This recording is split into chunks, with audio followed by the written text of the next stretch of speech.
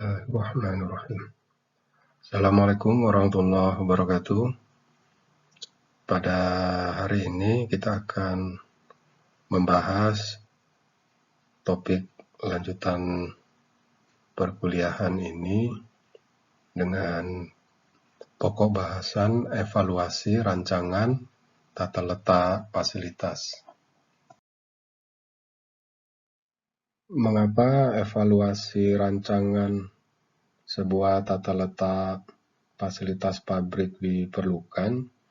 Karena sebuah rancangan harus memenuhi standar-standar yang berlaku. Di dalam dunia keteknikan, standar-standar yang ditetapkan ini sudah menjadi sebuah kewajiban. Evaluasi juga berkaitan dengan pemenuhan kebutuhan yang telah ditetapkan dalam perencanaan tata letak pabrik, sehingga hasil rancangan tata letak perlu dievaluasi apakah sudah memenuhi requirement atau kebutuhan dari investor yang telah mengeluarkan sejumlah dana dalam perencanaan pembangunan sebuah pabrik. Evaluasi adalah membandingkan hasil rancangan dengan standar atau kebutuhan ideal. Dalam hal ini, standar yang kita maksud adalah kondisi-kondisi berdasarkan ketentuan yang telah ditetapkan asosiasi atau badan standar di sebuah negara ataupun badan standar internasional. Sedangkan yang dimaksud dengan kebutuhan ideal adalah kondisi-kondisi yang diharapkan sesuai kepentingan bisnis dari perusahaan. Sebagaimana yang kita pahami, sebuah kegiatan perancangan tata letak fasilitas pabrik merupakan tindak lanjut dari hasil sebuah studi kelayakan bisnis.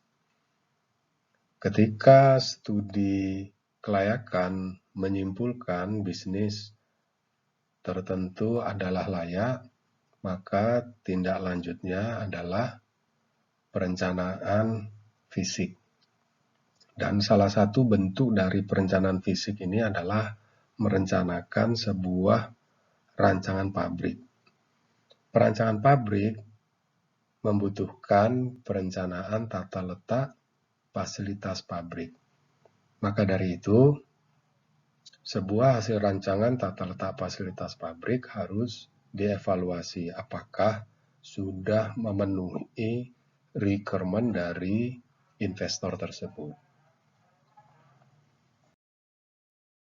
Dalam mengevaluasi sebuah rancangan tata letak fasilitas pabrik, pada prinsipnya ada beberapa tingkatan evaluasi. Kita tidak hanya mengevaluasi final layout atau tata letak akhir dari pabrik saja, tetapi di setiap bagian dalam proses perancangan itu harus dilakukan evaluasi.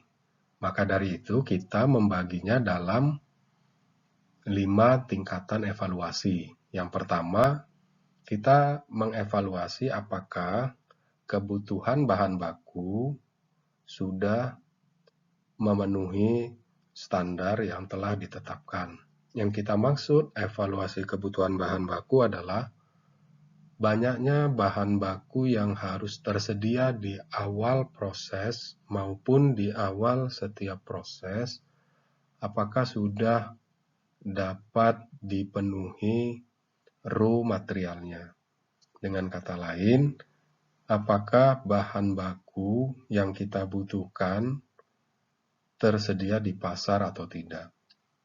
Yang kedua, evaluasi terhadap spesifikasi dari bahan baku itu. Selanjutnya, evaluasi terhadap banyaknya bahan yang tersedia di awal setiap proses yang kita kenal dengan namanya walk-in process inventory. Apakah jumlah dari bahan baku yang tersedia di awal proses itu terlalu banyak atau memang sudah ideal? Itu yang terkait dengan evaluasi kebutuhan bahan baku. Tingkatan berikutnya, kita bicara kebutuhan mesin. Apakah jumlah mesin sudah mampu menjelaskan kemampuan pabrik dalam memenuhi target produksi?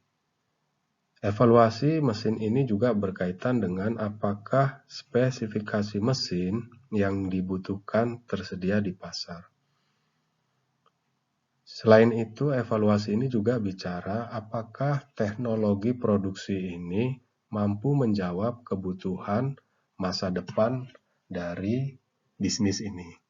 Karena mesin mencerminkan penguasaan teknologi oleh sebuah perusahaan.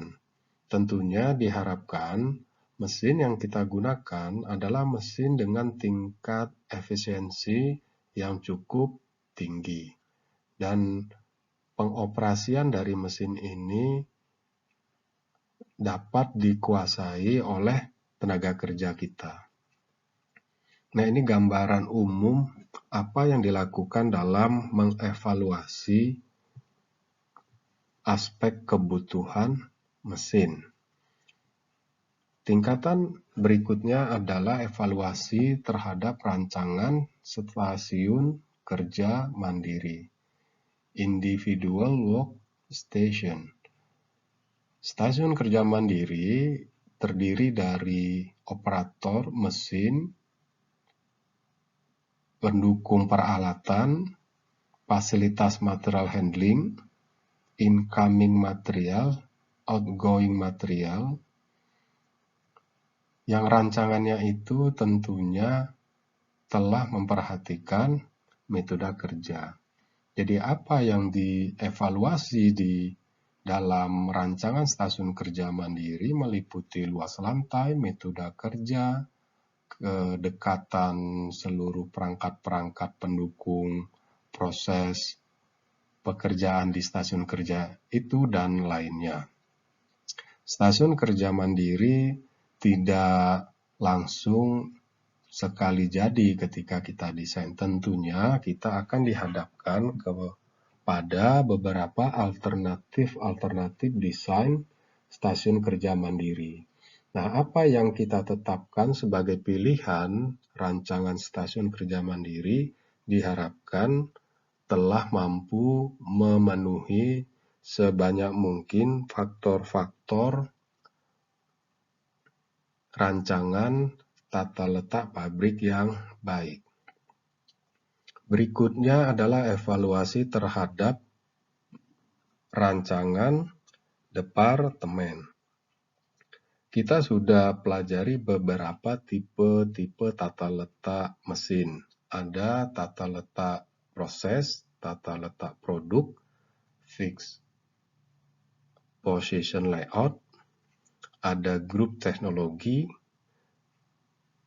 bahwa setiap tipe tata letak pabrik ini mempunyai ciri-ciri tersendiri. Mengapa departemen ini harus dievaluasi? Meskipun kita menggunakan tipe tata letak proses, di mana departemen berisikan sekumpulan mesin yang sama, tetap saja penataannya harus dievaluasi. Apalagi jika kita menerapkan grup teknologi di mana sebuah departemen dipandang sebagai satu sel manufaktur yang terpilih setelah melalui proses grouping dan juga analisis tata letaknya, perlu dievaluasi. Gambaran umum dari apa yang akan dievaluasi dari tata letak pada level departemen, di antaranya luas lantainya itu sendiri, bagaimana formasi antar stasiun kerja mandiri di dalam departemen, dan lainnya. Terakhir, kita mengevaluasi tata letak akhir atau final plan layout. Ini adalah sebuah evaluasi yang komprehensif, menyeluruh, dan mendalam. Evaluasi tata letak akhir itu bukan semata-mata kumulatif dari hasil evaluasi tingkatan-tingkatan lainnya. Tetapi final plan layout merupakan proses evaluasi tersendiri yang tidak terlepas dari evaluasi departemen, kebutuhan mesin, kebutuhan bahan baku, stasiun kerja mandiri. Meskipun hasil evaluasi secara parsial, evaluasi departemen bagus, evaluasi stasiun kerja mandiri masing-masing stasiun kerja mandiri bagus, tetapi ketika ini semua dirangkai menjadi satu kesatuan, final plan layout tidak menjamin faktor-faktor tata letak pabrik yang baik maksimal terpenuhi. Oleh karena itu, final plan layout tetap harus dievaluasi. Lalu bagaimana cara kita mengevaluasi seluruh tingkatan evaluasi ini? Nah, kita akan lanjutkan pada bagian berikutnya. Baik, kita akan mempelajari satu persatu faktor-faktor yang dapat kita jadikan acuan dalam mengevaluasi rancangan tata letak. Di sini kita merujuk kepada ciri-ciri tata letak pabrik yang baik menurut Apple. Selanjutnya, kita akan modifikasi dengan cara menganalisis setiap faktor lebih tepat digunakan untuk mengevaluasi apa saja. Saudara melihat dalam tabel ini ada singkatan FL, DP, SK, MS, dan BB. FL kita maksud sebagai final layout, artinya faktor ini dapat digunakan untuk mengevaluasi tata letak akhir. DP adalah singkatan atau notasi dari departemen. SK adalah notasi dari stasiun kerja mandiri. MS adalah notasi dari kebutuhan mesin. Dan BB adalah notasi dari kebutuhan bahan baku. Baik, kita lihat untuk nomor 1, faktornya adalah keterkaitan kegiatan terencana. Apa yang dimaksud dengan keterkaitan kegiatan terencana? Yaitu kumpulan dari fasilitas yang kita wujudkan dalam sebuah rancangan tata letak pabrik telah mengakomodir seluruh kegiatan yang akan terjadi di dalam sebuah pabrik. Di pabrik bukan hanya kegiatan produksi, tapi juga melibatkan kegiatan non-produksi. Dan bagaimana kedekatan atau keterkaitan antara fasilitas-fasilitas tersebut seyogyanya terencana dengan baik. Faktor ini juga bercerita bahwa semua kegiatan yang terjadi yang direncanakan ada di dalam pabrik sudah punya fasilitasnya. Dan selanjutnya, bagaimana hubungan antar fasilitas itu harus terlihat terencana dengan baik. Nah, faktor ini lebih tepat kita gunakan untuk mengevaluasi final layout. Yang kedua, pola aliran bahan terencana. Ini juga faktor yang tepat kita gunakan untuk final layout. Kita ketahui bermacam-macam pola aliran bahan. Dalam kasus tertentu, contohnya di grup teknologi layout, pola aliran bahan terencana ini bisa menjadi pertimbangan. Ada straight line, ada circle, ada bentuk U, dan lainnya. Tata letak pabrik yang baik lebih cenderung mengarah kepada straight line, pola aliran bahannya. Nah, jika kita memungkinkan merancang straight line, maka kita bisa katakan aliran barang di pabrik ini sangat baik. Sebagaimana kita bisa lihat di faktor ketiga. Semakin lurus pola aliran bahannya, kita akan bisa simpulkan sebagai pola aliran yang baik. Pola aliran yang lurus ini sangat baik atau tepat digunakan untuk mengevaluasi final layout, departemen maupun stasiun kerja. Keempat, langkah baliknya minimum. Ini juga tepat untuk kita gunakan mengevaluasi final layout dan departemen. Kelima, jalur aliran tambahan. Ini lebih tepat hanya digunakan untuk mengevaluasi final layout dan departemen. Maksud dari jalur aliran tambahan, apabila kita menghadapi persoalan ada mesin yang mengalami kerusakan, maka aliran barang dari dalam pabrik tersebut punya alternatif untuk tidak melewati mesin yang rusak tersebut.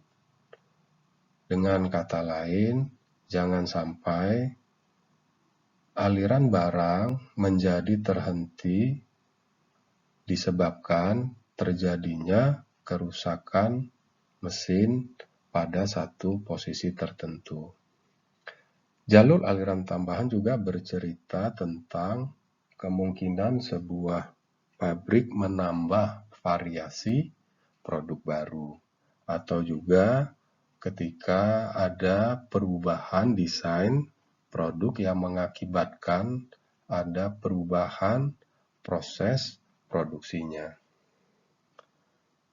Selanjutnya, kita mengevaluasi rancangan itu dengan mempertimbangkan apakah gang yang kita rancang itu sudah lurus atau tidak. Ini lebih terlihat ketika kita mengevaluasi final layout.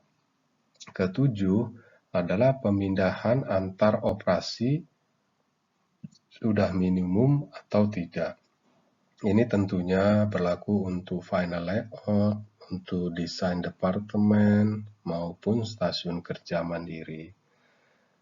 Pemindahan antar operasi minimum ini merupakan bagian dari perancangan sistem pemindahan bahan. Kita berharap tidak terlalu banyak atau tidak terlalu lama kegiatan pemindahan bahan antar operasi. Yang kedelapan, metode pemindahan bahan itu terencana. Kita bisa ketahui ada standar dalam kegiatan pemindahan bahan. Apabila sejak awal pemindahan bahan ditetapkan menggunakan troli, maka jangan ada kegiatan pemindahan bahan tersebut dilakukan secara manual. Ini menjadi indikasi yang kuat bahwa pemindahan bahan itu sudah dirancang dengan baik. Yang ke-9 pertimbangannya adalah jarak pemindahannya minimum. Ini merupakan isu sentral sejak awal. Semua rancangan yang kita buat selalu mencari formasi tata letak dengan total jarak yang minimum. Ke-10, pemrosesan digabung dengan pemindahan bahan. Misalnya saja, kegiatan inspeksi dilakukan di atas belt conveyor yang sedang berjalan. Ini contoh bahwa pemrosesan digabung dengan pemindahan bahan. Faktor ini kita gunakan untuk mengevaluasi final layout departemen maupun stasiun kerja mandiri. Faktor yang ke-11 adalah pemindahan bergerak dari bagian penerimaan ke bagian pengiriman. Ini cocok kita jadikan faktor dalam mengevaluasi final layout. Yang ke-12, operasi pertama dekat dengan penerimaan. Nah, ini lebih tepat kita gunakan untuk mengevaluasi final layout. Demikian juga faktor ke-11, operasi terakhir dekat dengan pengiriman. Ini juga cocok untuk final layout. 12 dan 13, faktor ke-12 maupun faktor ke-13, ini bagian dari pemahaman kita tentang keterkaitan kegiatan terencana. Hanya saja kondisi ini memang sangat spesifik, bahwa operasi pertama harus dekat dengan bagian penerimaan. Demikian juga operasi terakhir harus dekat dengan pengiriman. Faktor ke-14, penyimpanan pada tempat pemakaian. Maksudnya, komponen-komponen yang sedang diproses itu ditumpuk di area stasiun kerja mandiri. Jangan sampai barang-barang yang dalam proses disimpan di gudang ketika dibutuhkan diambil dan dibawa ke tempat pemrosesan. Nah, oleh karena itu sudah dijelaskan bahwa stasiun kerja mandiri meliputi area tempat penyimpanan incoming material dan outgoing material. Ini maksud dari penyimpanan pada tempat pemakaian. Ini kita gunakan untuk mengevaluasi final layout, mengevaluasi departemen, dan juga mengevaluasi stasiun kerja. Ke-15 adalah tata letak dapat disesuaikan jika ada perubahan. Ada penambahan produk baru, maka kita tidak harus merubah total rancangan kita. Kita tidak memindahkan semua mesin kita. Kita tidak mengganti semua mesin kita. Ini maksud dari tata letak dapat disesuaikan jika ada perubahan. Dan ini bisa kita gunakan untuk mengevaluasi final layout departemen maupun stasiun kerja. Selanjutnya, faktor yang kita jadikan untuk mengevaluasi rancangan adalah layout direncanakan untuk perluasan area. Maksudnya, kita tidak harus menggunakan seluruh lahan untuk kita bangun pabrik. Tetapi, kita cukup memanfaatkan lahan sesuai dengan kebutuhan luas pabrik. Nah, ini yang kita maksud ketika kapasitas pabrik bertambah yang memberikan konsekuensi jumlah mesin bertambah, kita masih dapat menambah luas kebutuhan pabrik tanpa harus merubah tata letak pabrik secara drastis. Ini kita gunakan untuk mengevaluasi final layout, departemen maupun stasiun kerja. Selanjutnya adalah barang setengah jadi minimum. Nah, ini berkaitan dengan rancangan kita untuk menjamin bahwa lintasan proses produksi itu relatif seimbang. Ini kita gunakan untuk mengevaluasi final layout, juga departemen, dan juga berkaitan dengan kebutuhan mesin. 18 barang yang tengah diproses itu jangan banyak-banyak. Jadi sesedikit mungkin barang yang tengah diproses. Nah, ini bagian juga dari evaluasi kita di final layout, di departemen, di stasiun kerja maupun kebutuhan mesin. Selanjutnya, penggunaan luas lantai pabrik maksimum. Jadi jangan sampai ada area di pabrik yang sudah terpakai tidak jelas peruntukannya. Ini untuk evaluasi final layout, departemen maupun stasiun kerja. Dan ke-20 ruang penyimpanan cukup terkait dengan gudang maupun terkait dengan penyimpanan incoming material maupun outgoing material. Ini kita gunakan untuk mengevaluasi final layout, departemen maupun stasiun kerja mandiri. 21 adalah faktor penyediaan ruang yang cukup antar peralatan. Faktor ini mendeskripsikan tersedianya space untuk tempat, misalkan untuk tempat parkir peralatan pemindahan bahan, misalnya ada tempat parkir untuk forklift, ataupun ada space yang kita siapkan untuk mengakomodir perpindahan bahan yang menggunakan peralatan. Ataupun juga kita membicarakan tentang space atau clearance distance antar mesin, di mana ruang tersebut dapat digunakan oleh petugas atau operator ketika melakukan kegiatan perawatan mesin. Selanjutnya adalah bangunan didirikan di sekeliling tata letak. Maksudnya, fasilitas-fasilitas pabrik harus berada di sekitar fasilitas produksi. Indikasi lain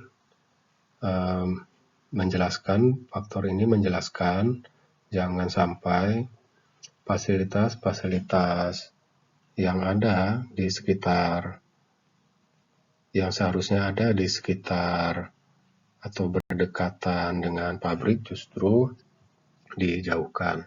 Ini tidak dimaknai sebagai perbedaan dengan hasil analisis hubungan atau keterkaitan kegiatan. Tapi ini dimaksudkan bangunan didirikan di sekeliling tata letak dimaksudkan untuk menjadikan fasilitas-fasilitas pabrik merupakan satu kesatuan yang saling berkaitan, dengan tetap mempertimbangkan tingkat kedekatan ataupun harus dijauhkan sesuai dengan kriteria penilaian tingkat hubungan antar fasilitas.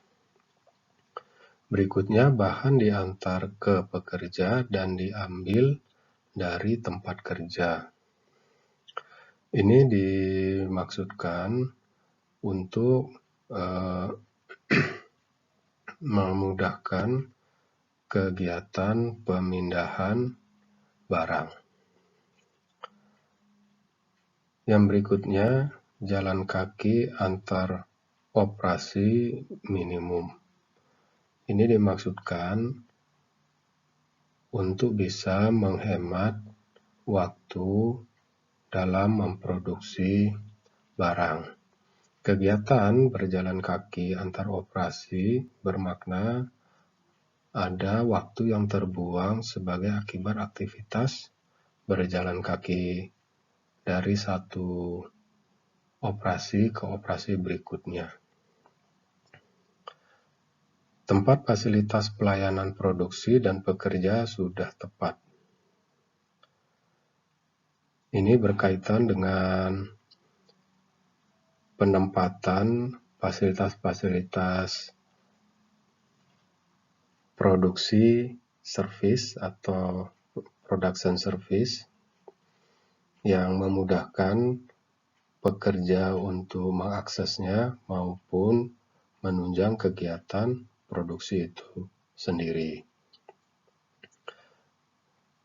Nah, pembagian production facilities maupun non-production facilities termasuk production service ini sudah dibahas pada bagian-bagian di awal perkuliahan.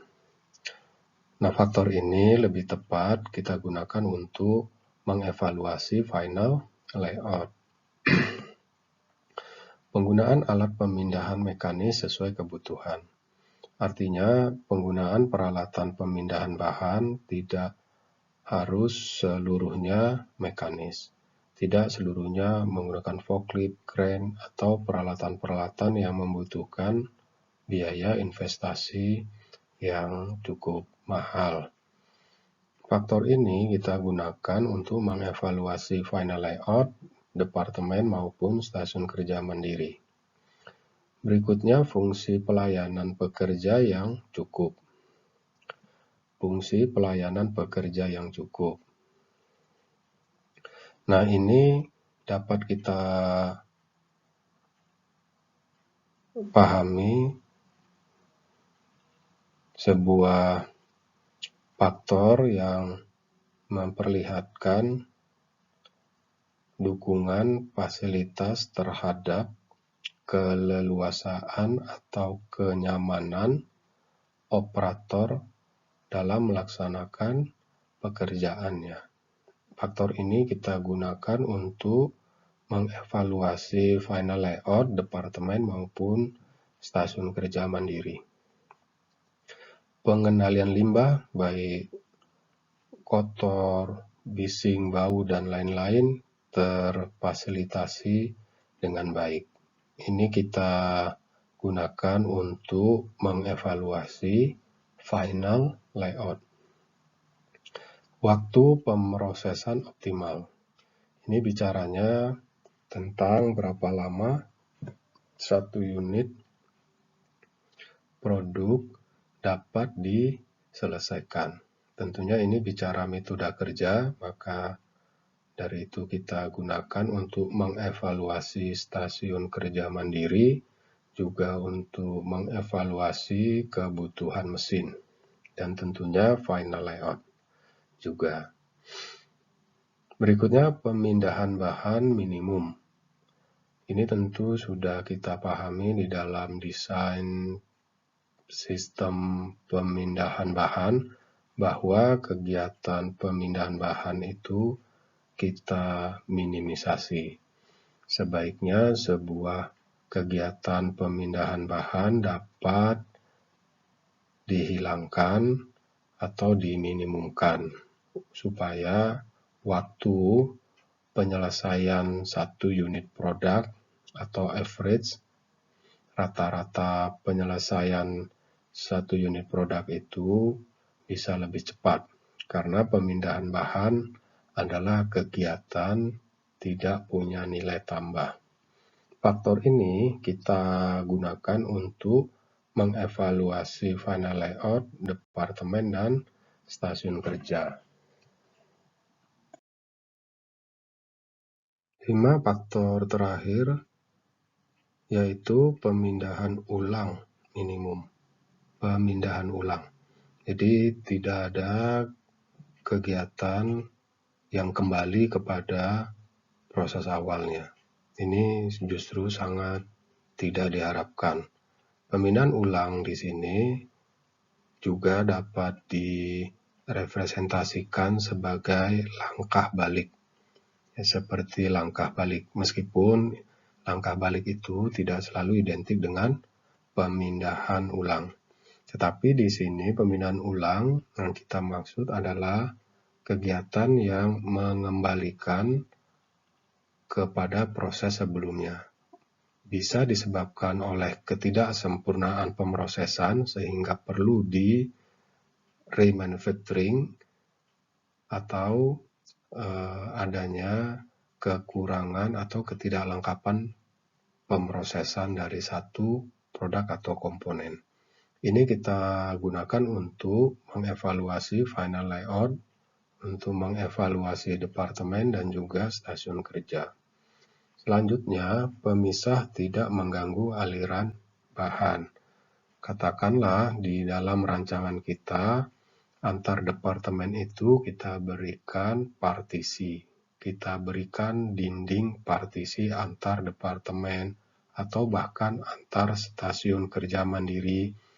Jangan sampai partisi dinding tersebut justru memperhambat atau memperlama atau justru mengganggu kelancaran kegiatan pemindahan bahan. Faktor ini kita gunakan untuk mengevaluasi final layout departemen dan stasiun kerja mandiri. Berikutnya, pemindahan bahan oleh pekerja langsung atau direct labor, pekerja langsung, tenaga kerja langsung minimum. Kita harapkan operator yang melakukan pekerjaan memproduksi produk atau komponen tidak kita tugaskan juga untuk memindahkan barang. Makanya kita akan gunakan faktor ini untuk mengevaluasi final layout, departemen, dan juga stasiun kerja mandiri. Selanjutnya 34 adalah pembuangan bahan minimum. Scrap, jangan sampai kita terlalu banyak membuang bagian dari bahan baku kita. Sebaiknya memang hampir keseluruhan bahan baku dapat kita gunakan untuk menghasilkan produk. Ini juga berkaitan dengan pertimbangan ekonomis karena kita membeli bahan baku dan sebaiknya seluruh bahan baku yang sudah kita beli dapat kita ubah menjadi finish product. Yang kedua, pertimbangan limbah. Karena limbah tentunya perlu penanganan. Penanganan limbah membutuhkan biaya penanganan limbah. Ini kita gunakan untuk mengevaluasi faktor final layout, kebutuhan mesin, juga kebutuhan bahan baku. Yang terakhir adalah penempatan bagian penerimaan dan pengiriman yang tepat.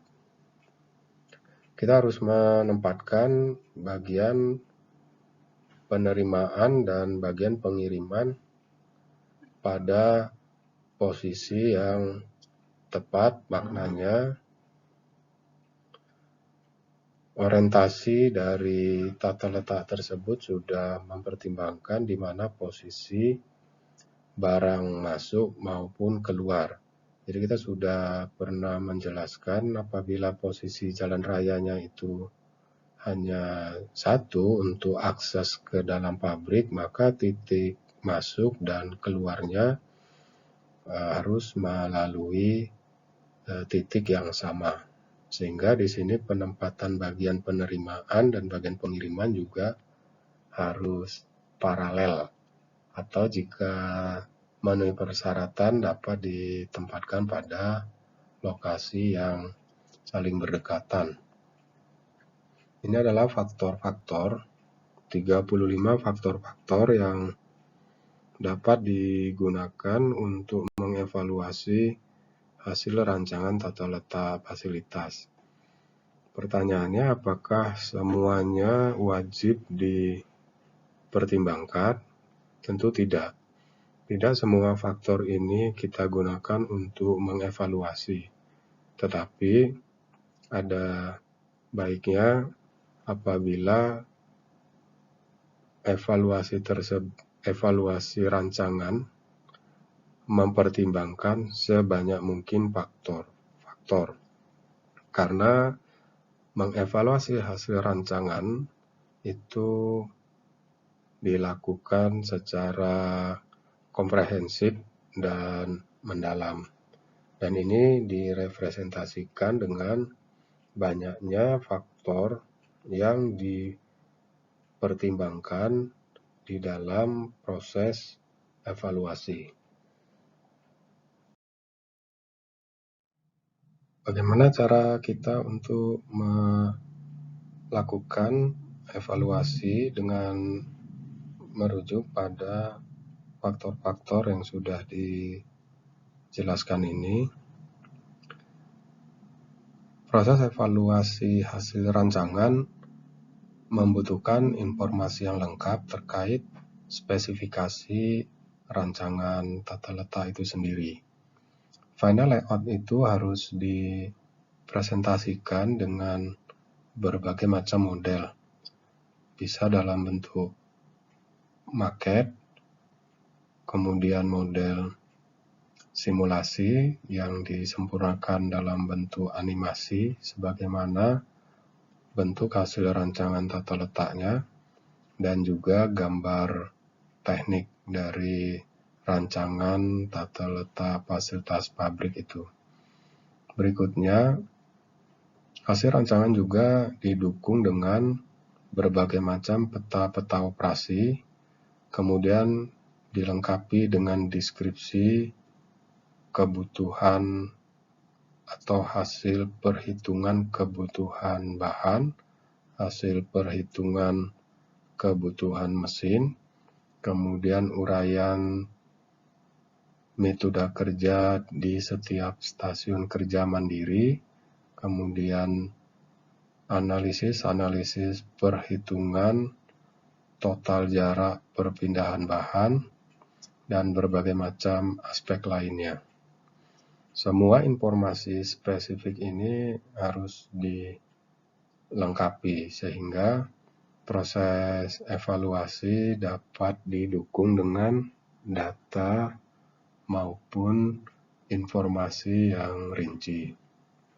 Evaluasi hasil rancangan tata letak fasilitas pabrik akan melibatkan beberapa pakar sebagai evaluator, di mana proses evaluasinya sendiri tetap mengacu kepada faktor-faktor yang sudah kita jelaskan sebelumnya.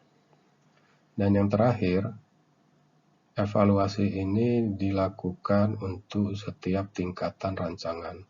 Telah dijelaskan di awal materi ini bahwa kegiatan evaluasi bukan proses straightforward, tapi merupakan looping untuk setiap tingkatan.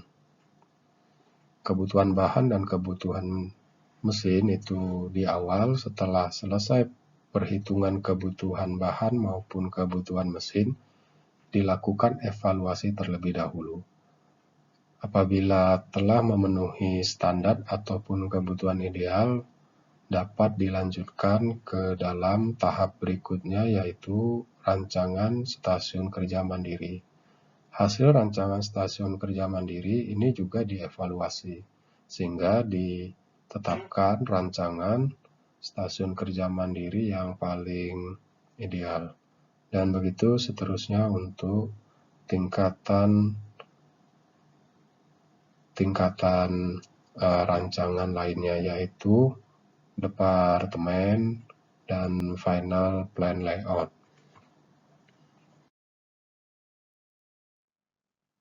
Lalu bagaimana cara kita melakukan evaluasi terhadap hasil rancangan? Berikut adalah prosedur yang dapat kita gunakan dalam proses mengevaluasi hasil rancangan tata letak fasilitas pabrik. Prosedur ini tidak rigid, tidak kaku, dapat disesuaikan dengan situasi atau kepentingan dari rancangan yang dibuat.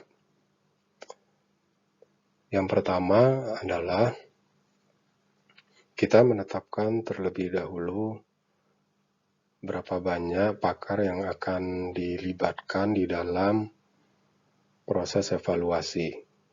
Pakar di sini dapat dipertimbangkan berdasarkan pendidikan akademisnya, berdasarkan pengalaman yang bersangkutan di dalam perancangan tata letak ataupun perancangan pabrik, dan kita juga bisa mempertimbangkan seorang pakar itu berdasarkan pemahaman yang bersangkutan dalam permasalahan industri spesifik yang akan disiapkan rancangan tata letak fasilitas pabriknya. Intinya di sini pakar dapat diambil dari dunia akademik dan praktisi. Dalam hal ini kita perlu mempertimbangkan banyaknya pakar minimal 3 orang, meskipun tidak ada referensi atau literatur yang menyebutkan berapa banyak pakar yang patut dilibatkan dalam evaluasi hasil rancangan tata letak ini. Yang kedua, setelah pakar kita tetapkan, kita memformulasikan sistem skor penilaian. Bisa kita menggunakan skala Likert atau kita tetapkan sendiri. Misalkan saja kita akan mengilustrasikan sebuah contoh teknik pengevaluasian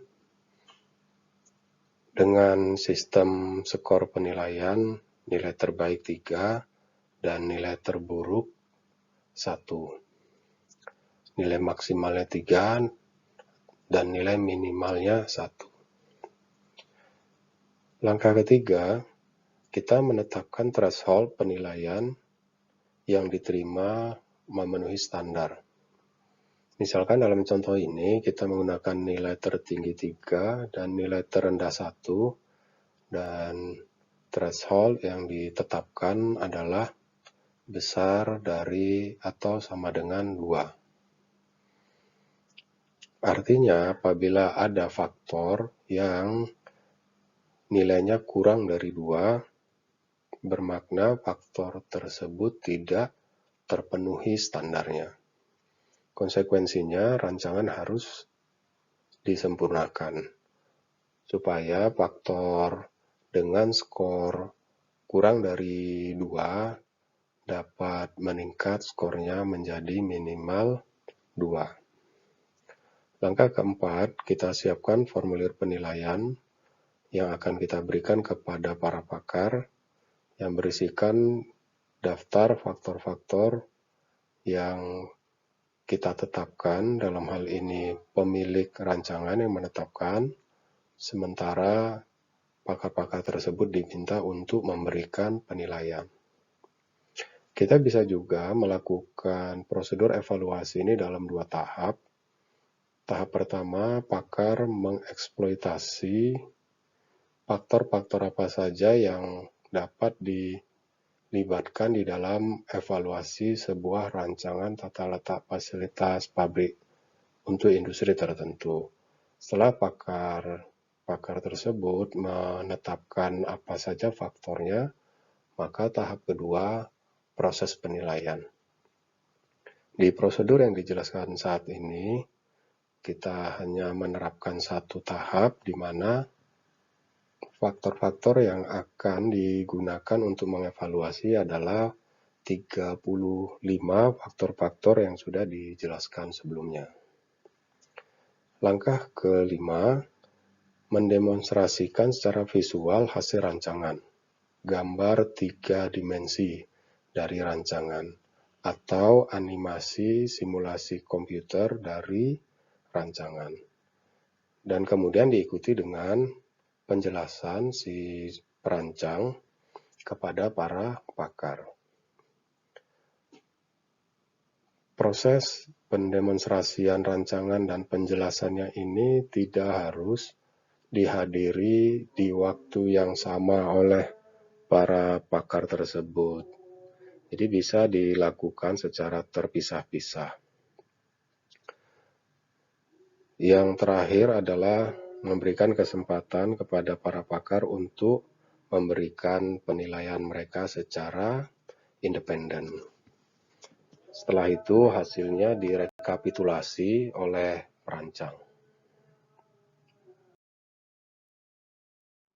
Berikut ini adalah sebuah ilustrasi bagaimana kita menerapkan sebuah teknik penilaian untuk mengevaluasi hasil sebuah rancangan tata letak pabrik apakah memenuhi standar atau belum. Ya, contoh ini memang tidak dilengkapi dengan hasil sebuah rancangan. Contoh ini hanya mengilustrasikan bagaimana proses atau penerapan prosedurnya, kalkulasi apa yang dilibatkan atau cara perhitungannya, dan bagaimana cara pengambilan keputusan. Telah dijelaskan di dalam prosedur, threshold yang kita terapkan dalam contoh ini nilainya harus besar dari atau sama dengan 2. Jika faktor tersebut menghasilkan nilai rata-rata besar dari atau sama dengan 2, maka kita simpulkan faktor tersebut memenuhi standar. Adapun faktor-faktor yang digunakan di dalam contoh ini dianggap semua faktor yang telah dijelaskan tadi. Ada 35 faktor yang akan dinilai oleh 3 orang pakar. Di sini saudara dapat melihat dalam tabel ada 3 kolom pakar. Artinya tabel ini adalah rekapitulasi dari hasil penilaian setiap pakar. Selanjutnya di kolom rata itu adalah nilai yang dihasilkan dari rata-rata hitung nilai skor dari pakar 1, pakar 2, dan pakar 3. Sebagai contoh, pada faktor nomor 1, keterkaitan kegiatan terencana, pakar 1 memberikan skor 2, pakar 2 memberi skor 3, sedangkan pakar 3 memberi skor 2. Maka nilai rata-ratanya adalah 2 ditambah 3 ditambah 2 dibagi 3. Nilainya 2,3. Karena threshold yang kita tetapkan adalah 2, maka faktor ini disimpulkan memenuhi standar. Demikian cara yang sama kita gunakan untuk mengevaluasi faktor nomor 2, 3, dan seterusnya. Di dalam slide ini, sampai dengan 10 faktor, kita menyimpulkan seluruh faktor telah memenuhi standar. Bagaimana dengan faktor-faktor yang lain? Kita coba lihat pada slide berikutnya.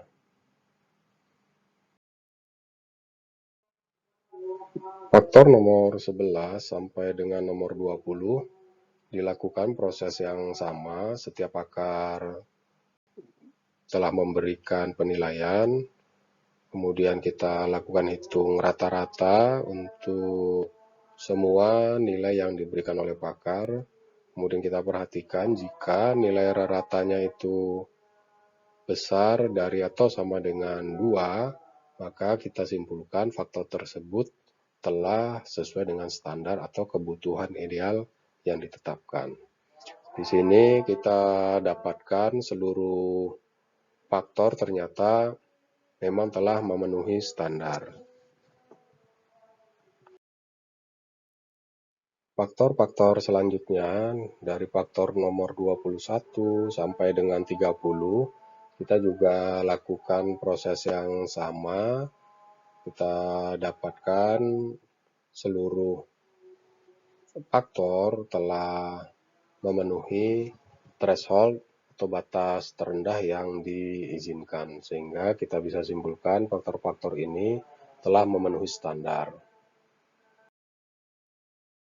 Hal yang sama kita lakukan untuk sisa faktor-faktor berikutnya, dan ternyata di sini kita dapatkan seluruh faktor telah memenuhi standar. Katakanlah ini hasil akhir dari evaluasi semua pakar, tidak ada faktor yang di bawah nilainya 2, kita bisa simpulkan bahwa rancangan jika nilainya seperti ini adalah rancangan yang telah memenuhi standar atau kebutuhan ideal. Maka dengan demikian, rancangan yang saudara buat bisa dinyatakan siap untuk diimplementasikan. Karena semua faktor yang wajib dipertimbangkan telah memenuhi standar yang ada. Prosedur perhitungan sebagaimana yang diilustrasikan dalam contoh ini dapat dikembangkan lebih akurat, lebih detail dengan metode-metode yang lebih advance, sehingga proses evaluasi dapat dilakukan secara lebih mendalam. Paling tidak, prosedur yang dijelaskan pada saat ini dapat memberikan inspirasi kepada saudara untuk bisa merumuskan metodologi yang lebih komprehensif dan mendalam dalam rangka evaluasi terhadap hasil rancangan tata letak fasilitas pabrik. Baik, saudara sekalian, pada saat ini kita telah mempelajari tahap evaluasi dalam perancangan tata letak fasilitas pabrik, prinsip-prinsip yang harus kita pahami dalam mengevaluasi, tingkatan-tingkatan evaluasi apa saja yang kita harus lakukan, dan dari rangkaian penjelasan pada topik ini diharapkan saudara dapat menyimpulkan mengapa evaluasi itu dibutuhkan. Tentunya evaluasi tata letak ini dibutuhkan untuk menjamin bahwa rancangan yang kita buat telah memenuhi standar ataupun telah memenuhi kebutuhan ideal atau normally requirement dari kepentingan bisnis perusahaan. Demikian yang bisa kita pelajari bersama pada kesempatan ini. Semoga dapat dipahami dengan baik dan bermanfaat. Wabillahi taufiq wal hidayah. Assalamualaikum warahmatullahi wabarakatuh. Selamat belajar.